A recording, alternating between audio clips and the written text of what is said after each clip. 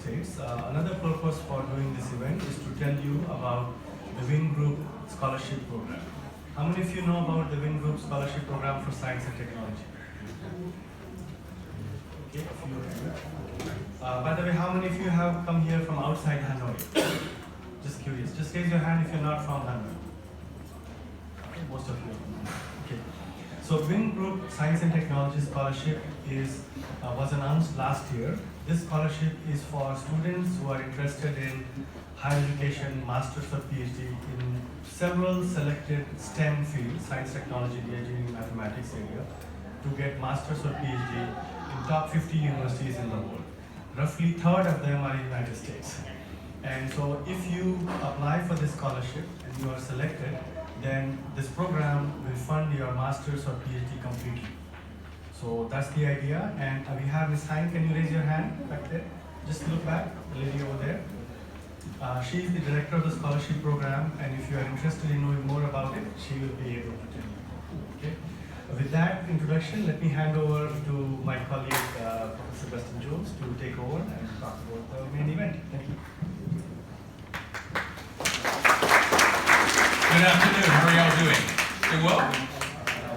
Good. How many of you had class today? Anyone have class? So this is your first class of the day. We're actually on fall break from Cornell right now. We're fortunate at our university, we get to take a break in October. We start late August, take a short half of a week-long break in October, and then come back and finish the rest of the semester. I'm assuming you all don't have those breaks. You just keep going. You're going to school all the time, working. We get tired and we like to take breaks. We've been here for about 4 days, meeting with a number of university faculty from universities around Hanoi, around Vietnam. It was great for us to be able to come here to the embassy.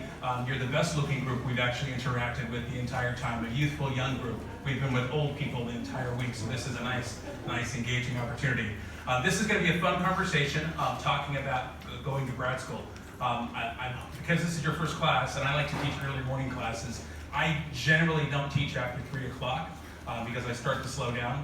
But I had a really strong cup of Vietnamese coffee before I came so that I can get through this. My students often tell me that one of the criticisms they have about my teaching is I speak too fast. So if I start to speak really fast, it only means that I'm really excited about the topic, I'm having a good time, and just raise your hand and slow me down. It generally doesn't happen too often that I can slow down, but I will move through this as best I can. And so what I'd like to do at this point is, well, before I do that, because I want to make sure you guys are all still awake, how many of you watched the game last night? Anyone watch the football game? Yes. No one football, soccer? Raise your hands if you watched football, soccer last night. Yes. We're staying at the Hanoi, the Hilton Opera, and so I took a walk around outside and was dodging all of the scooters and people with flags waving around. Took a lot of video. It was a lot of fun to watch everyone on the street and around the lake doing that. So congratulations to Vietnam for winning last night the World Cup qualifier. Round of applause, right? So you want to go to grad school.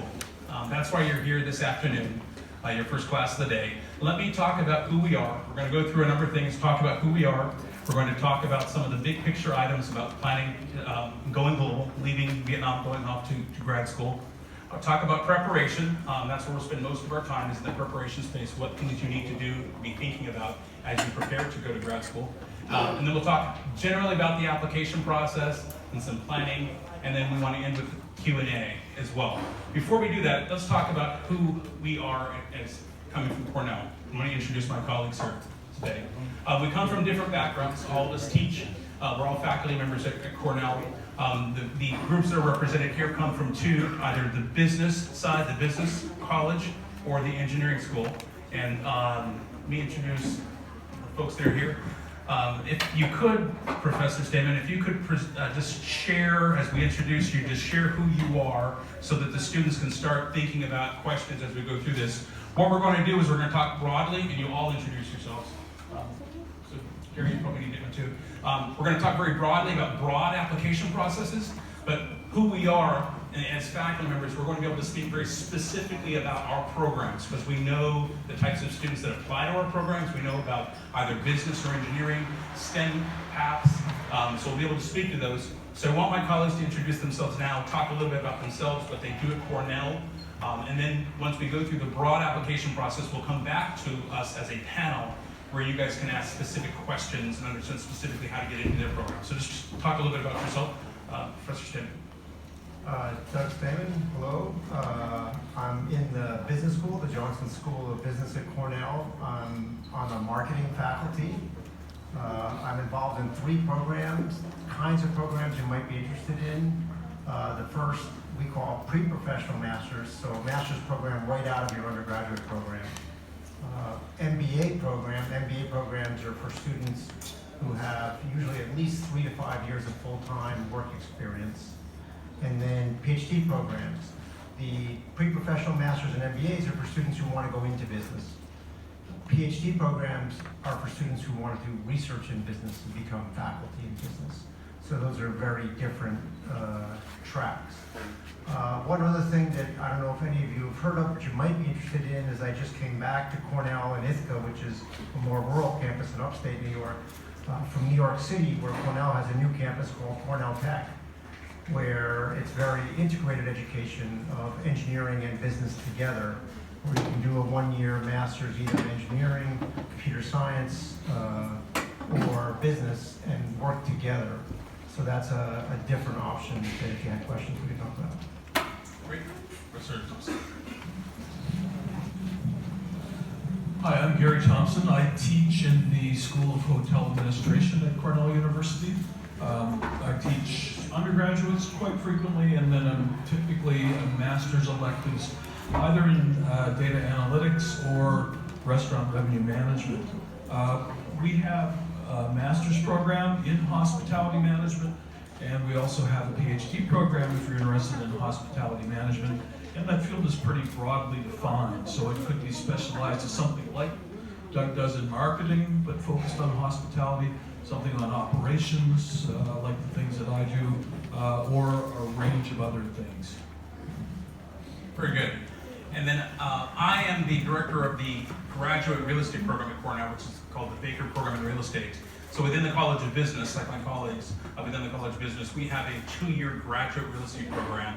It's a very unique program. It's one of only 2 in the United States that are 2 years long. Many real estate programs in the United States are either a master's in real estate development or a master's in real estate focused on finance. Our curriculum at Cornell is actually a combined 2-year program. So you, like an MBA, you study the finance, you study accounting and modeling, but it's applied to real estate. So either developing real estate, hotels, office buildings, condo towers, apartment buildings, shopping centers, retail, those types of commercial real estate. And so I work in that space. I teach real estate development. My background is I practiced as a real estate attorney for 20 years, representing developers that are going through the process of building a shopping center or building an apartment complex. I noticed across the street as we drove up, there's a large sign for Vin Homes Gallery, which is a new project across the street.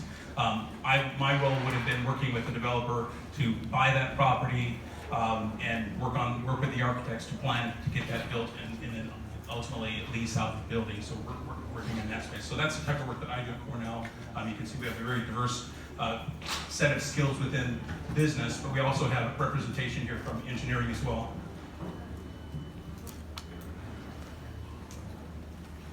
My name is Mark Campbell. I'm a professor in mechanical and aerospace engineering at Cornell University. While I primarily teach mechanical and aerospace undergraduate students, my research is focused on robotics. And if you know anything about robotics, it's very interdisciplinary and diverse and things like that. So my PhD students, I typically draw from mechanical engineering, aerospace engineering, electrical engineering, and computer science. And so I'm advising students in all of those different fields.